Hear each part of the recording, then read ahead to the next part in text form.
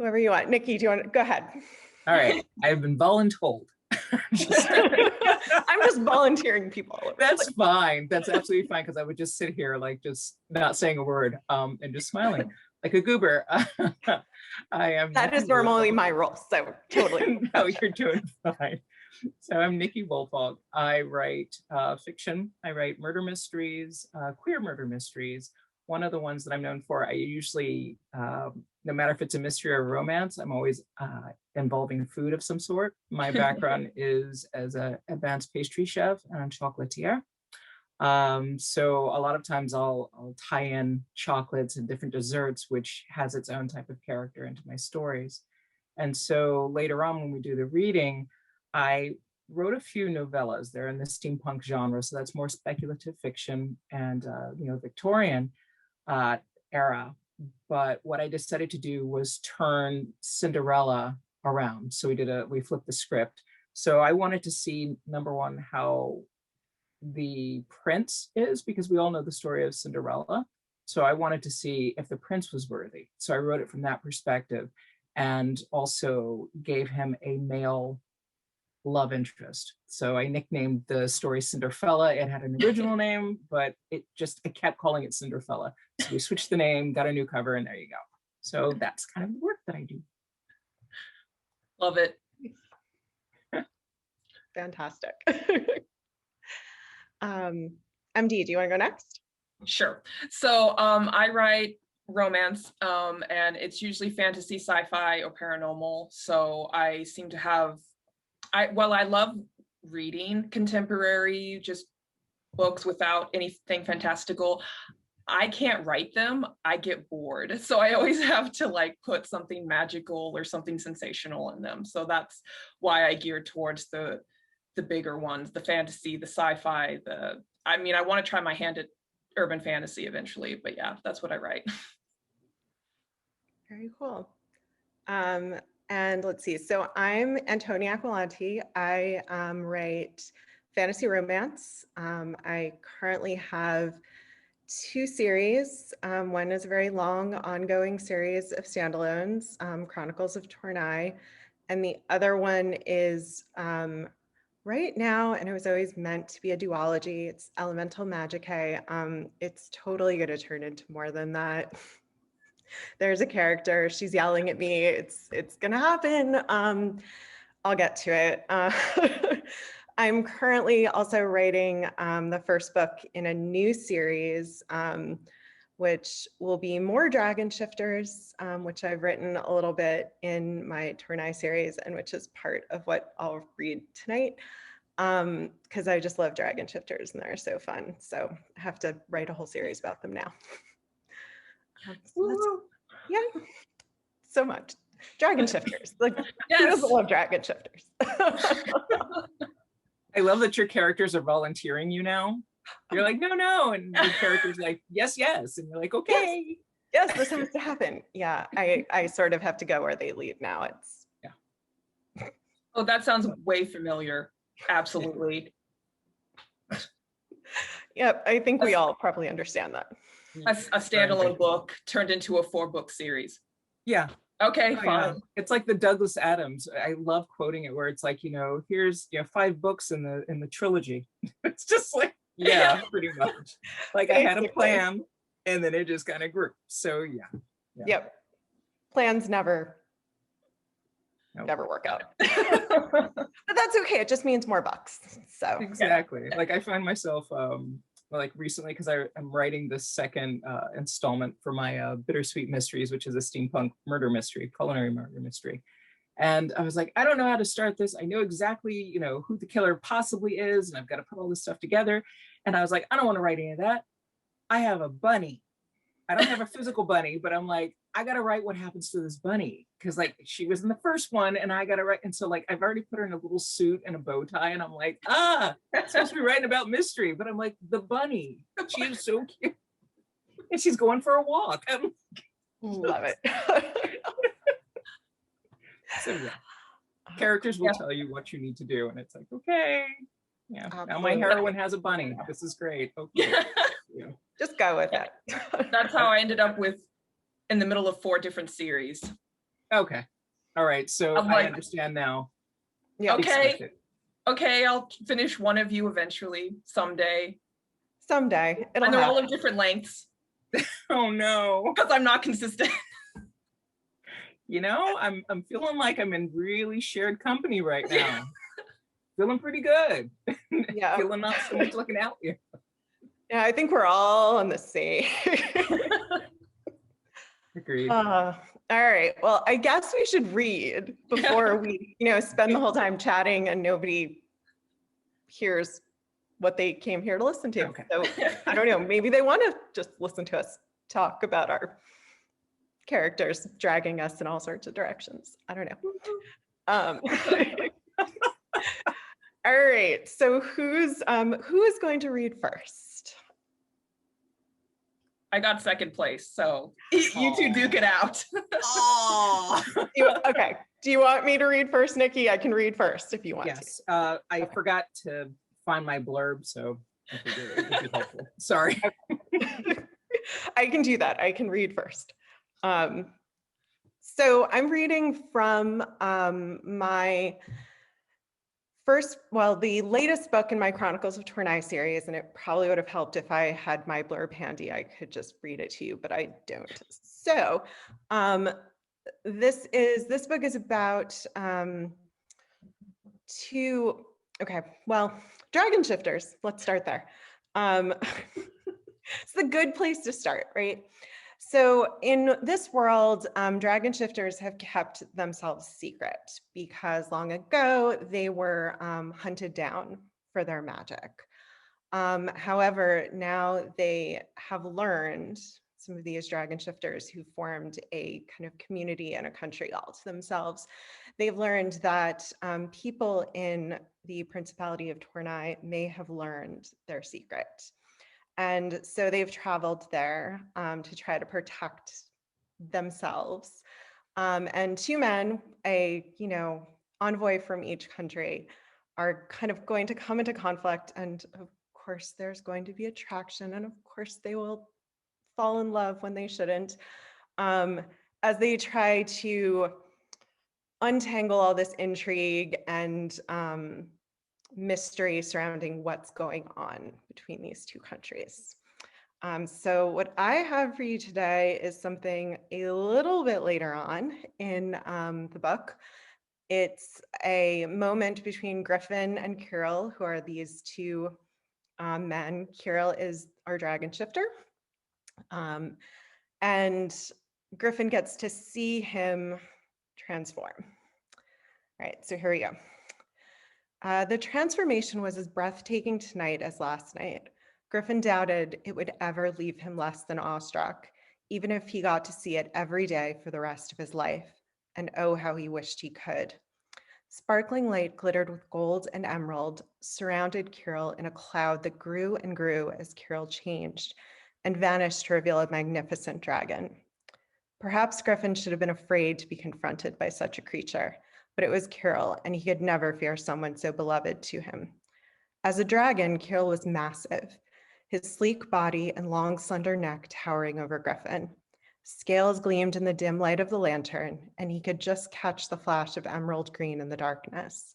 The memory of the warmth of those scales, of their silky smoothness, was vivid in his mind, and his fingers itched to touch again.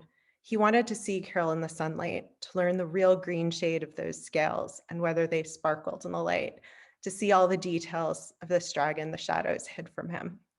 Kirill lowered his graceful neck to bring his head level with Griffin's. He raised a hand, and Kirill leaned his cheek into it, pressing lightly into Griffin's palm.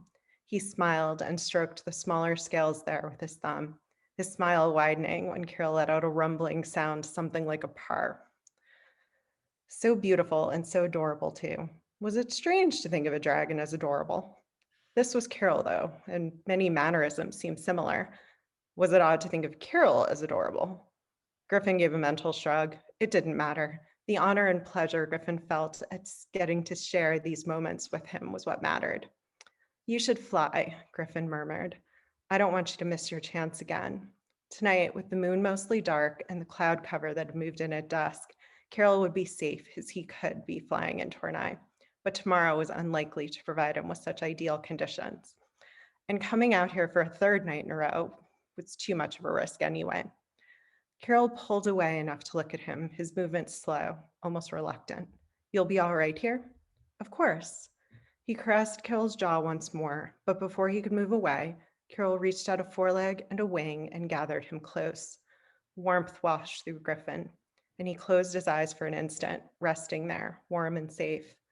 After a few moments, he forced himself to say, "Go on." Carol let out what might have been a sigh. Did dragons sigh? All right, move back. Griffin did, giving Carol room in the clearing. Carol looked at him for a moment longer. Did he not want to go flying? Then he gathered himself and leaped, delicate-looking wings snapping wide as he soared out over the edge. Griffin walked out into the clearing again, trying to see, but the dragon had been swallowed up by the dark night. He sighed. He would have liked to see Carol fly too. Maybe someday he'd be privileged enough to witness that sight.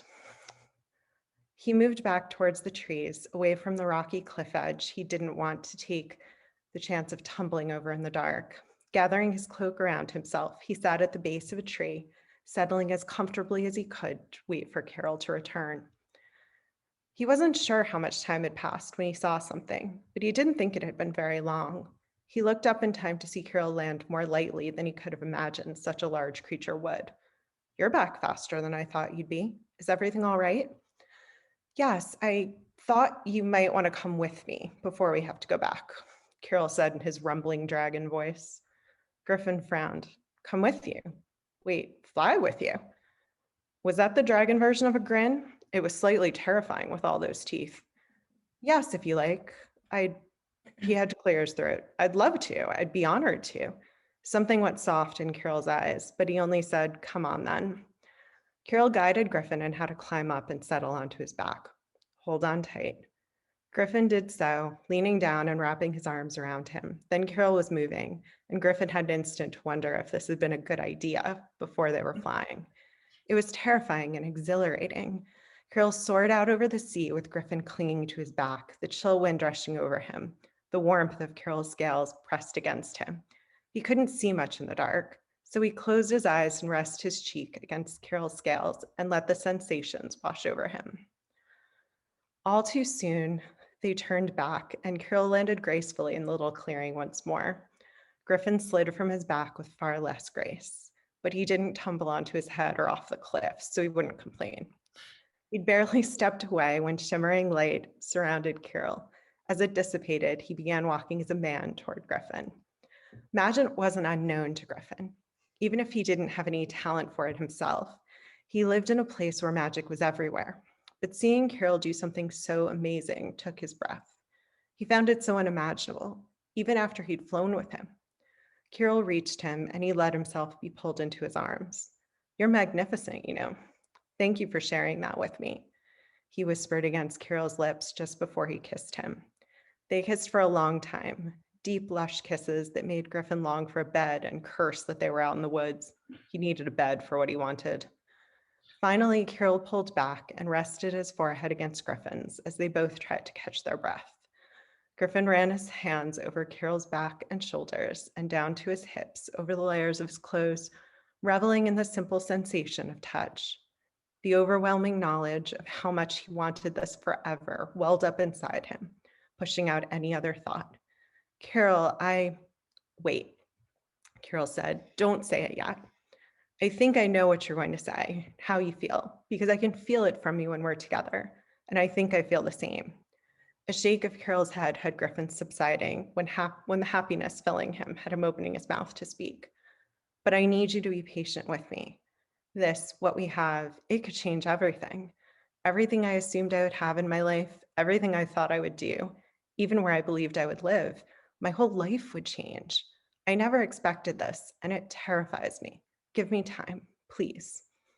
Griffin didn't know how to feel. Everything inside him was swooping around, flying high on the thought Carol might love him, plummeting again at everything else Carol had said. But Carol was trusting him with his honest emotions, something he couldn't have done not so long ago. And Griffin wouldn't take it lightly, nor would he make Carol feel worse. even if he did worry at what Carol's fear and doubt would mean for them. He gathered him in, holding him close. Of course I'll give you time, of course. All the time you need. Thank you. Carol kissed him this time, a whisper of a caress. Griffin let himself find hope in it. The kiss didn't feel like goodbye. And Griffin would hold on to the feeling for as long as he could, as long as he had to. No thanks necessary. He kissed Carol softly as well, trying to convey his understanding and his love, even if Carol wasn't ready to hear the words. We should go back. All right. But Carol didn't move for a moment, standing close to Griffin, his hands holding lightly to his hips, and Griffin didn't nudge him away. He'd be more than happy for Carol to stay close forever. Finally, Carol stepped back, and without another word, they walked together to the horses and began leading them through the trees back to the road. Griffin's thoughts were skittering in all directions. The hope he'd had that they'd perhaps be able to make what was between them last, that there might be a way for Carol to stay, was guttering out. Perhaps it had been too much to ask. Well, he hadn't gotten so far as asking, and might not have. He couldn't know. Carol would be giving up his home and the freedom to use his talent and be what he was in safety if he came to Tornai permanently. Could Griffin give up his home here, knowing he would be coming back? He wouldn't be coming back except for rare visits. He wasn't certain, but he'd consider it if Carol asked. The point was moot, however, at least for now, because Carol hadn't mentioned it as an option. They reached the road and Griffin turned to mount up, and fire exploded in front of them. And that's what I have today. Yay. That was beautiful. I was like, oh my gosh, scales. Thank you. That was beautiful. Aww. I want like squishy. I know, I'm like I'm all squishy now. I'm full of squishiness. Oh, well, I've done my job then. I'm like sitting there trying to be like suburban thug life. I'm like, whatever. I don't feel anything. Oh, like the minute that the like start of scale, I'm like, oh, scale. Oh. I mean, look what shirt I decided. I mean, I'm like, I'm right there. I'm right there. My heart is mush now. And now I kind of wish I'm going to read from my On Wing saga, because that deals with dragons and angels, but I already have this other thing timed out. So, but that's what you got to go with. That's okay. Yeah. But now you made me like, I have 2 more books in that series. So I'm like, oh my God, I need to write that again. That's all I need. I'm inspiring people to write more dragons. That's I have no dragons. Now I gotta put dragons. Gotta put dragons. Everything's better with dragons. Steampunk world with dragons. All right. Okay. I'd read it. I would totally read it. Okay. All right, MD, your turn. Yes, for me, I will be reading from my Healing Lance, and it's the first book of my Warriors Redemption trilogy that I released last summer. So this has definitely been, I'm super, super proud of this one. And just to show you the other ones. So this is number 2, Forgiving Lance. And this is number 3, Avenging Lance. And I wrote these so fast and basically all at the same time, just so I would get everything, all the plot, everything tied together really nicely. So I'll read the blurb and then I'll read part of chapter 1. But I had to kind of trim it a few places just so I could get to the part where I wanted to get to. So just some descriptions and some stuff that you really don't need to know. So if anyone's actually read this book, you'll see that there's some things missing, but it's in here. So the blurb is, a baby's laughter, a mind uncaged. Lance is known as Scourge, the warrior in the black armor, the dog of the warlord Ulfr Blackwolf. He was just a boy when Ulfr found him and molded him into the perfect weapon. He slaughters and pillages on command, merciless and numb, devoid of emotions. Then a baby girl laughs at him during a raid, and everything changes. When Gust, a talented healer, is out deer hunting and stumbles across a magnificent horse bearing a mortally wounded rider, he has no idea that his life is about to change forever. Gust applies all his skills to his patient, determined to save the rider's life, and is rewarded when the man opens his eyes. As friendship and more bloom between warrior and healer, so does the danger over the horizon. Ulfr has not forgotten, and Lance must take his first steps on the long road to redemption. So like super serious book. But there's some fun, there's some comedy. Okay, so chapter 1. The baby shouldn't matter, but she did. He easily held her small body in his broad hands. She kicked her legs as if she wanted to dance, and her wide amber eyes gazed at him in seeming fascination. He stared down at her, wondering why she didn't scream. Didn't babies scream? Adults certainly did when they saw him. He didn't like the sound. All he wanted to do was silence the noise. The baby stared at him a moment before her mouth curled up at the corners, and she laughed. He froze at the unusual sound. With eyes alight, she grabbed her feet and continued to laugh. It was all the things foreign to him. It wasn't cruel or dark, but careless, showing a freedom he'd never known. She wiggled in his hands, her pale pink body flushed with life and potential. Battle roars and the cries of the dying met his ears again, in stark contrast to the little life he held. He wrenched his gaze away from her and looked around the charred hut and over the collapsed roof.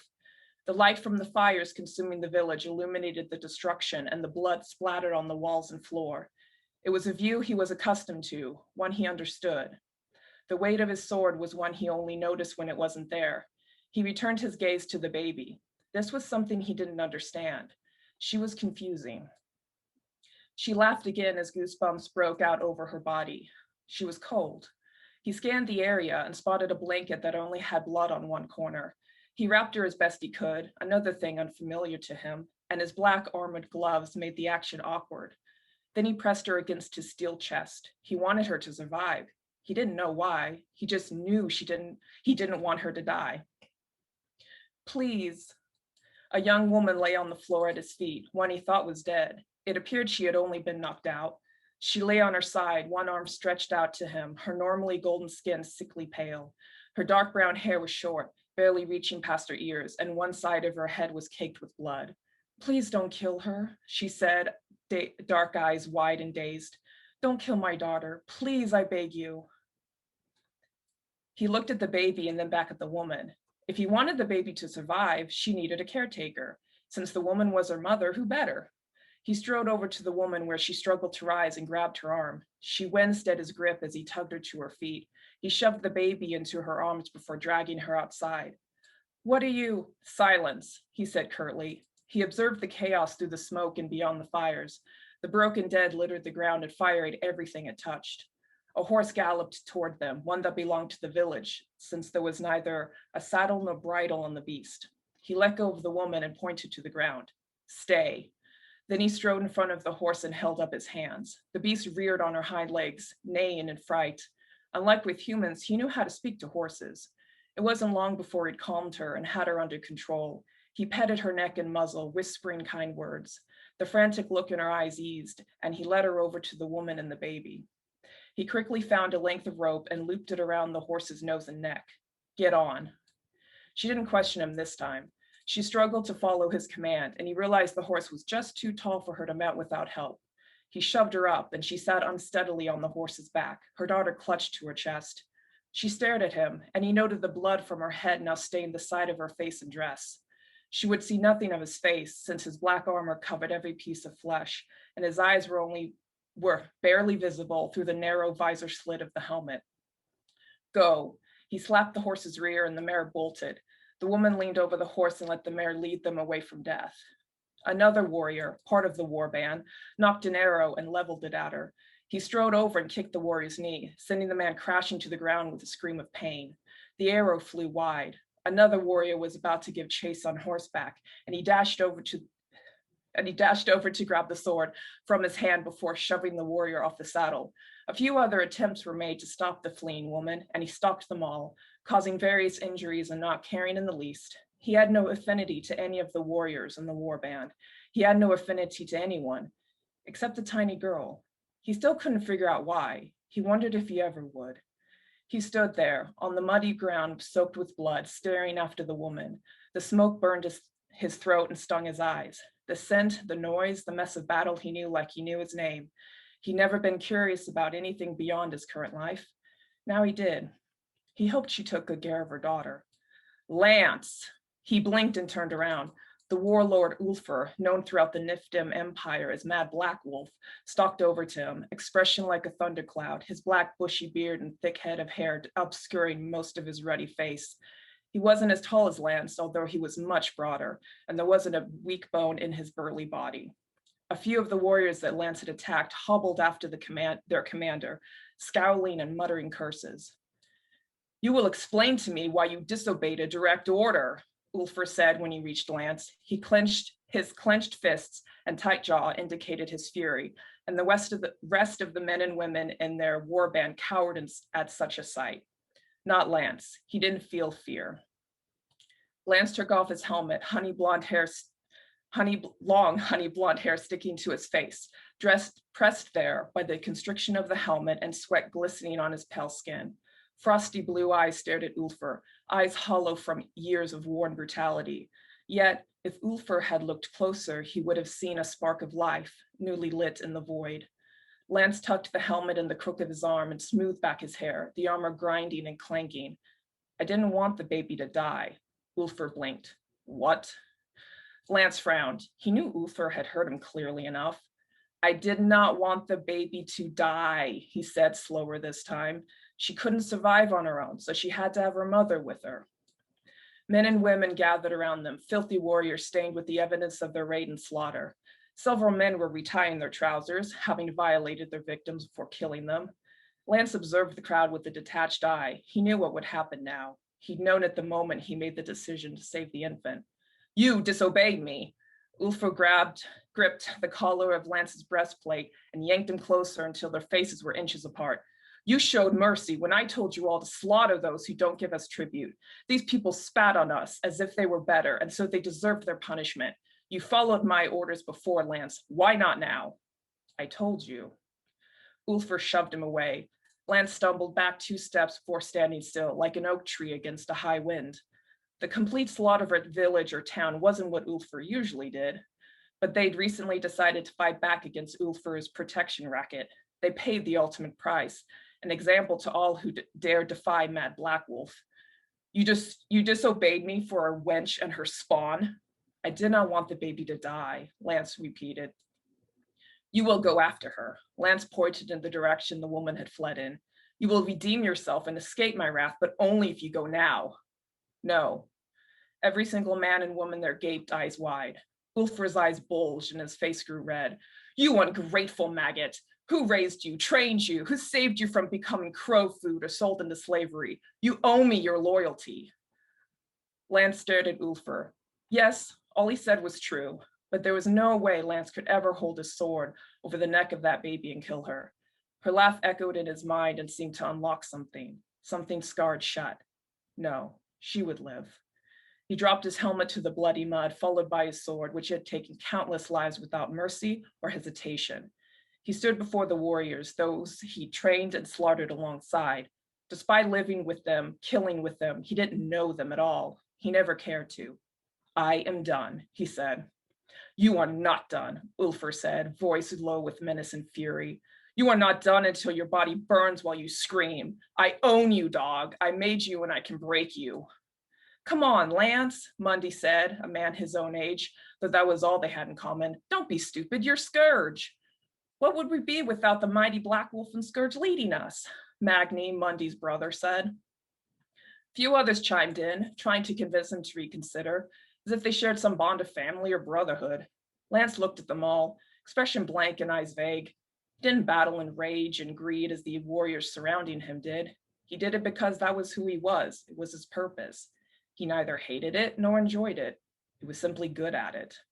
Lance looked back at Ulfr, met his furious gaze, and shook his head. Ulfr growled like the wolf stitched on his manner. "You know the penalty for disobeying my orders, for showing weakness." "I do." Lance momentarily regretted ordering his horse to the fringes of the village. If Brutus was here, he could simply escape. But a part of him knew that he had to face what came next, a rite of passage, a punishment for the life he'd led. Ulfr gestured to a few of the warriors, both men and women, and they approached warily, knowing Lance's skill at killing. He stood still as they removed his armor. He kept his gaze on Ulfr, at the man who had beaten and broken a child into a weapon of war, a man who said there was something wrong with Lance's mind, something missing or cracked. He meant it as a compliment and claimed it made Lance a better warrior. Whatever it was, it prevented him from connecting with any other human. He cared about no one but his horse. Then that baby girl, what is her name? Hold on. Ulfr barked out 12 names of his current favorite warriors. They lined up on either side of Lance, 6 on his left and 6 on his right. They all held a weapon, ready to exact punishment. The rest of the warband gathered around, excitement and nerves thrumming through the crowd. Lance took a deep breath of the smoky air that held traces of burning flesh and other unsavory scents. Make him hurt, Ulfr said. Make him bleed. Believe him for me. Lance gazed down the short line at Ulfr. He held his favorite axes and smiled maliciously. Let the gauntlet commence, Ulfr said. End. Okay, I don't think I breathed. I was like, we're all gonna die. It was so good, but now I'm gonna have nightmares. Thanks. I have to read that in the daytime so I can be angry in the morning. Yeah. Well, I mean, I'm really, really proud of that first chapter. I mean, It's damn good. I'm really proud of it, but it's not as dark as that through most of it. It actually like lightens up after this just a bit. But yeah, it definitely, I saw the first chapter in my head. I just saw the scene and I'm like, this is gonna smack people in the head. Yeah. So when he turns around, it's so well earned. Yeah. Yeah. I have a new book to buy. I have 2 new books to buy. Okay, wait. More than 3 books to buy. So many books to buy. So many. I have a list now. Yeah. That was amazing. All right, Nikki. Hey, Nikki. Yeah, and here I come in like the clown. I'm like, you've got like this deep, amazing emotional stuff. I'm like, dun-dun-dun, dun-dun-dun. We need some da-da-da after what I just read. So Yeah. Lighten the mood. All right, challenge accepted. Okay, so as I was saying earlier, my short story, I have a series of steampunk rom-com novellas, and it started as a dare. I was complaining to one of my mentors, and she is amazing. I love her. And I was like, there are never any romances where it's action-packed, but like people are in kind of skirts or pants, and it's like history, and there's parkour. I don't care if it's Victorian age, there's still parkour. And she's like, then write it. And I was like, no, I'm just here to bitch. I'm not here to write anything. And she's like, I don't want to hear it. She's like, write it. So I started off with the first story in my Riveted series, and it's called The Invitation. And there's this really nice long subtitle, and it's on purpose. And people are like, that's too long. I'm like, I write comedy. It's supposed to be too long, like overly long, including one of the recipes in it is it chocolate mud like cheesecake brownie. Like it has this really long name, and people are like, that's a really long name. I'm like, yeah, like some windbag made it up, and it's my character's father that made it up, so it works. So the second story, and they're standalones, but if you like reading about the town, it's Stubborn, New Virginia. So instead of there being West Virginia, I was vacationing in West Virginia, and this is where the story came from. So I was looking at the Cinderella story and in Stubborn. And so I really wanted to turn that around, as I mentioned earlier. So here's a little bit of the blurb. Ash arrived in Stubborn, New Virginia, an orphan with nothing, except more knowledge of glass crafting tech than any other artisan at the glass factory. But thanks to 2 of his jealous bosses, he's not even allowed to touch the scraps he's forced to sweep off the floor. On the night of the summer solstice ball, he has until midnight to pretend all his dreams could come true. And for a moment, glittering with magic, he holds happiness in his hands. But then the clock strikes midnight and everything slips through his fingers, including his most precious possession. British envoy Simon Leatherby came to Stubborn to make trade deals for his queen. He never expected the hottest commodity in town would be himself. Even the networking ball he's hosting is morphing into a marriage market, and he's the prize. When he meets a dazzling young man with lonely blue eyes, Simon is enchanted until the anonymous object of his fascination disappears. With but a single clue to go on, Simon can think of only one solution. So the townfolk of Stubborn want to play matchmaker? He's about to give them their chance. Note, contains sweet-smelling nuts, not those kind of nuts, and an opinionated piglet, a steampunk ball with all the bells and whistles, and a whole lot of lost marbles. So this is the beginning of the ball. Ash strolled up the path, passing the automated kerosene-fueled lamps that lit the walkway to wooden double doors, wearing the donkey head.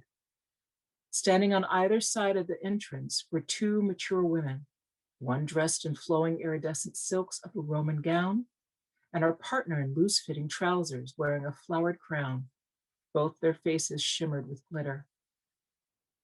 "Greetings, fair one. May I see your invitation?" the woman in trousers said. Ash patted the breast pocket of his cream-colored jacket and pulled out his cardstock.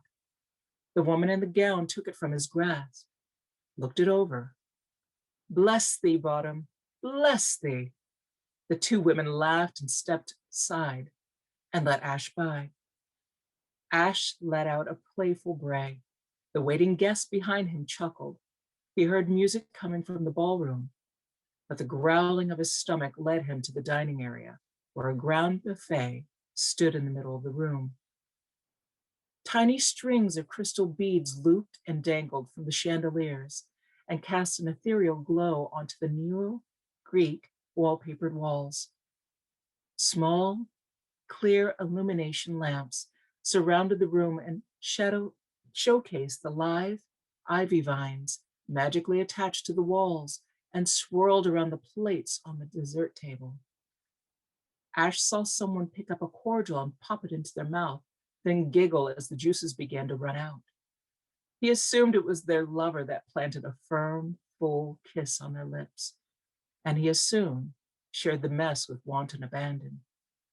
Ash began stepping away from the intimate moment in front of him.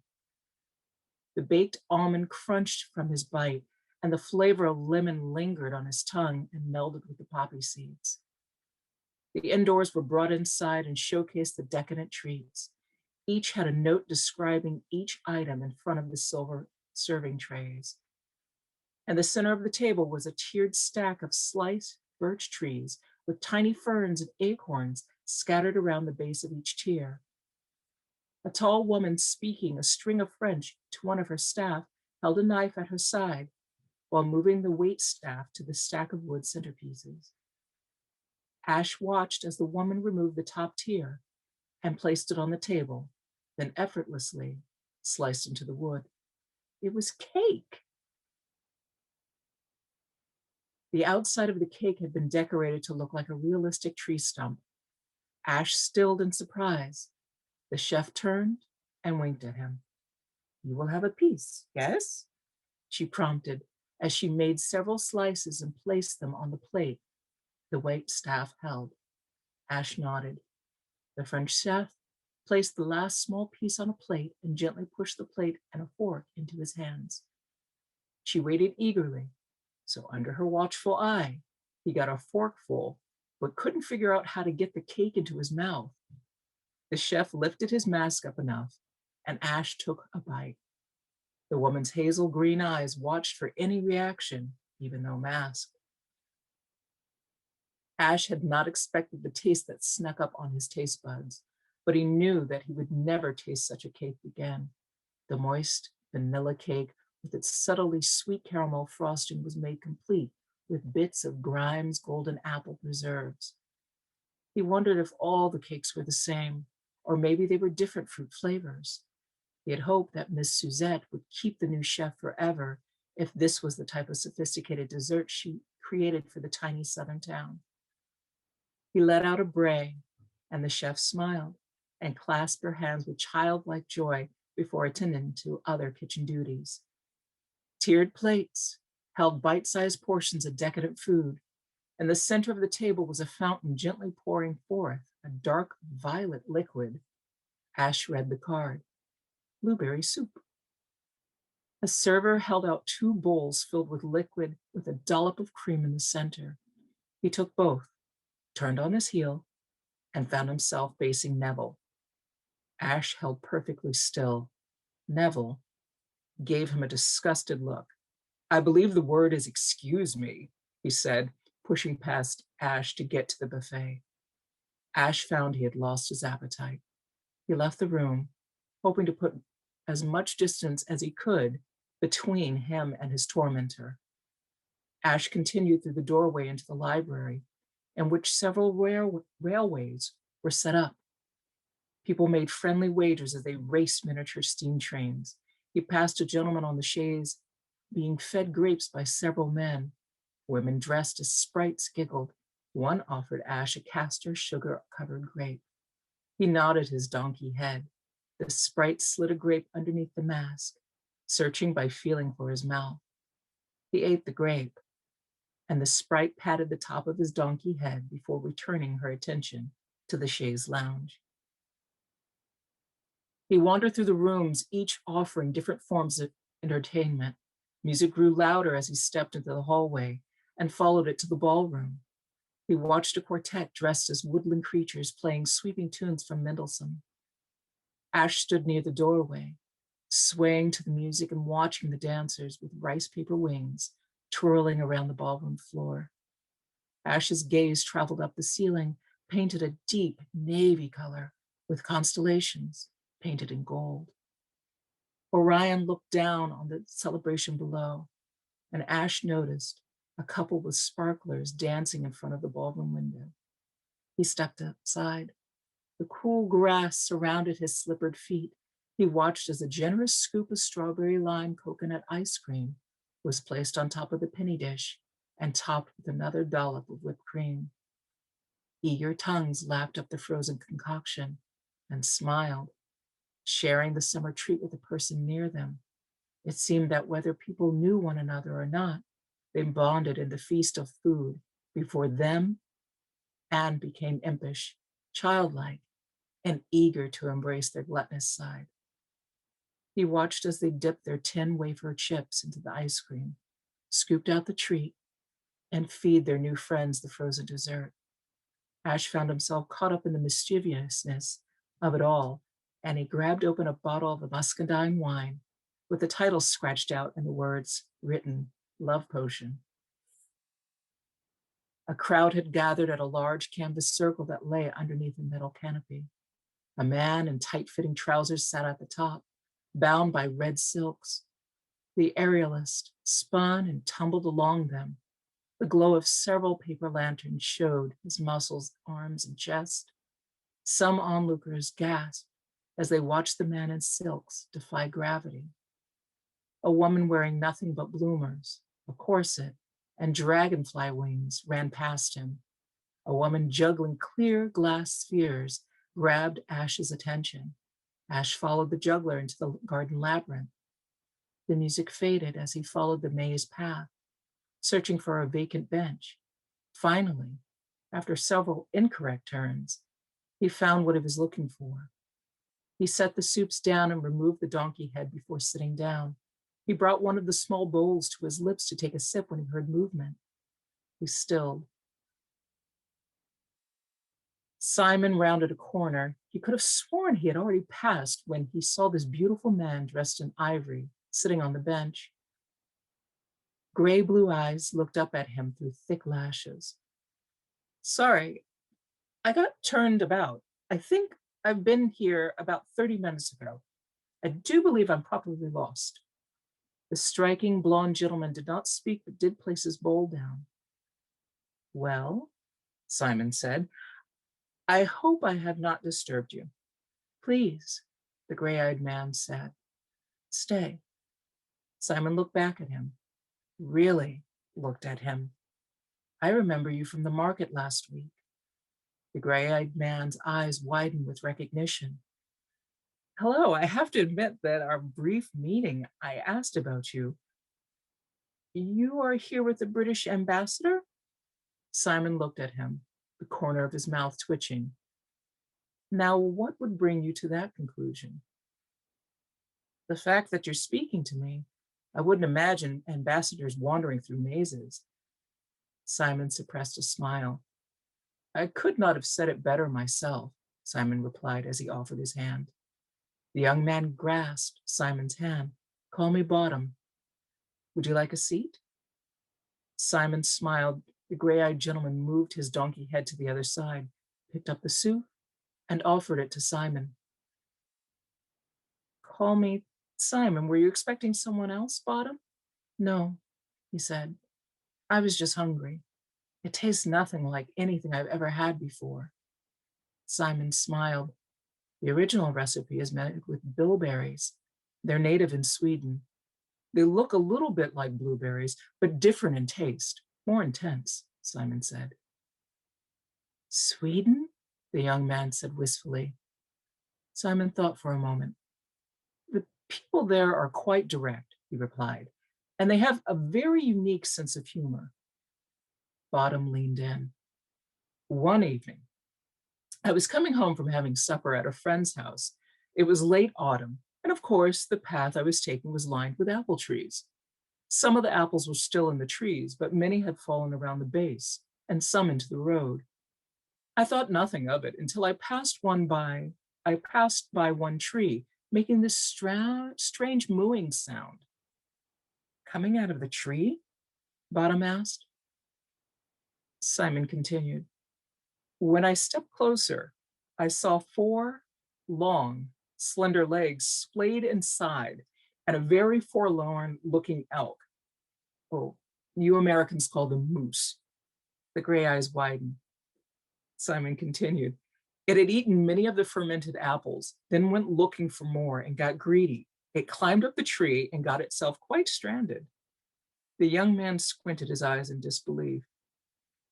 Simon said, that night I watched the firewomen calmly help the drunken moose out of the tree, then watched as it stumbled away.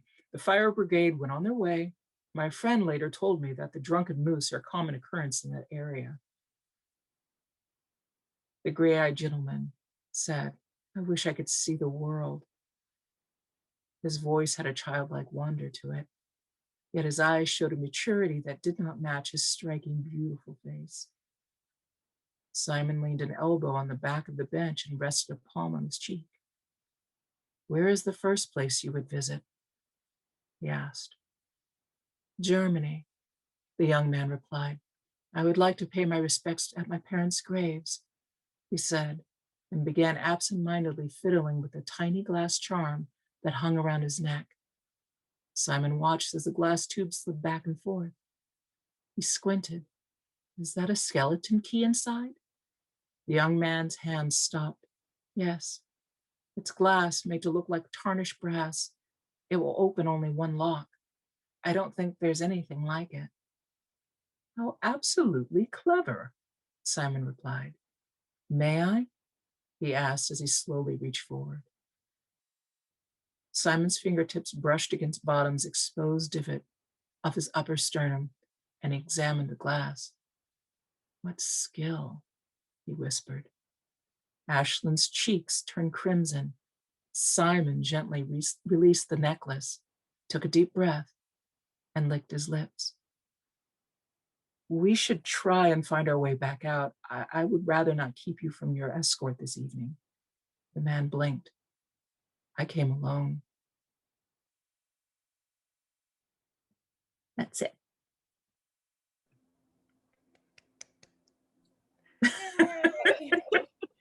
Oh my, well, I'm hungry, first of all. Yeah. I was like, oh no, I left the food in. Oh no. But that was level. Oh my gosh. Like now that is a ball. Yeah. I've Yeah. never been to one. I've never been to one. I'm like, I want there to be really good food and I want it to be seductive.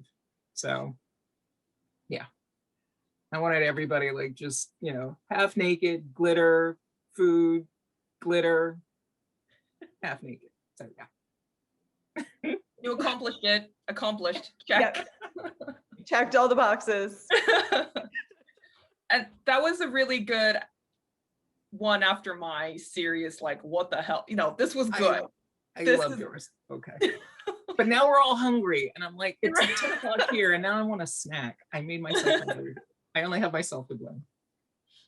So, do we have questions? Let's see. Oh, do you have any? I'm reading all the all the messages, including the drunken soup, which I made a recipe for that. So yeah. Drunken moose. Drunken moose, which actually it's based on an article that I read that happened in Sweden. There's like this baby moose that was stuck in a tree because it got drunk. And it's like, help! I love it. People are like, no, you made that up. Nope. That is a level of brilliance I cannot make up. Yeah, I swear I've heard, I'm like, no, I bet that's true. I bet that happens because it's just almost too wacky not to have actually happened. And that's what I ended up doing. I put like actual moments that have happened, like maybe not in that past, but they have happened in that area. So yeah, I was like, I got to do the drunken moose story. Like you can't not put that in something. Like it could be as serious as possible. Be like drunken moose, In a tree. Yeah, you have to. Oh my gosh. Once you've heard that story, oh God, you have to include that somewhere. It's just the image of it in your head. You just will never shake that image of a drunken moose in a tree. Exactly. So, okay, can I ask questions? Yeah. Like, okay. Yeah. So MD, when it came to, you said that you wrote all your stories all at once, three at a time last year. So you said that it started with like the first chapter, just having it that way. Did you know what your ending was going to be, or did you know how you were at least going to hit your points? But what drew you to this story as you kept moving forward, not just the one book, but all three of them at the same time?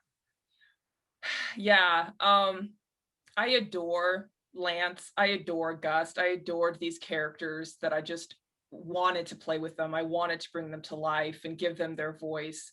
And this was also a story that, funny, had actually been in the making for like over a decade. So I actually got inspired by Xena, Warrior Princess, believe it or not. But this was like when I was in high school, like a kid, and I had this just kind of little bit of an inkling of an idea, and I put it in like a computer folder. I filed it away, and I thought I lost it.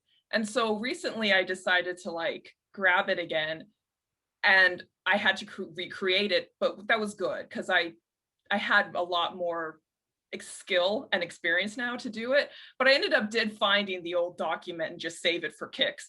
But so I had the broad sweeps of the story that I wanted to do, but all the little details, minutia, came with just writing. And I definitely wrote the first draft of the first book, tried the second book, realized, nope, I have to go back.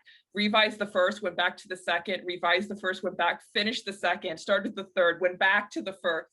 And I was bopping back and forth to tighten it all up, which is why then I released it. I could release them 1 month after another because I'd done it all at one time, but that was the only way I was going to get all the threads and all the little everything tied off correctly with nothing missing. If I had tried to do like one at a time, I would have screwed myself over. Like it would not have been pretty. Note to self on my next series. Yeah, thanks. Okay. I only do that with trilogies though. I can only do that with trilogies because they're so bound together. With series, no, I'm not doing that. So. Oh my gosh. I love that. Oh, Yes. No, I just saw we've got a, message that we're almost coming up on the next session. So I think we might have to wrap up, guys, even though we're having so much fun. Oh, this was fun. I like that we all brought something very different. All of, our threes are very different. But Yeah. dragon shifters and food, it's like, I like it. I have so many books to buy now. Yeah. Just so many books. Yeah. And with the And I little blood love and this. death thrown in. Just a little. Just a little. A little bit. Just a little bit. I love this. Well, thank you guys for, reading. Yes. And thank you to everybody who, is here listening to us. We love you all.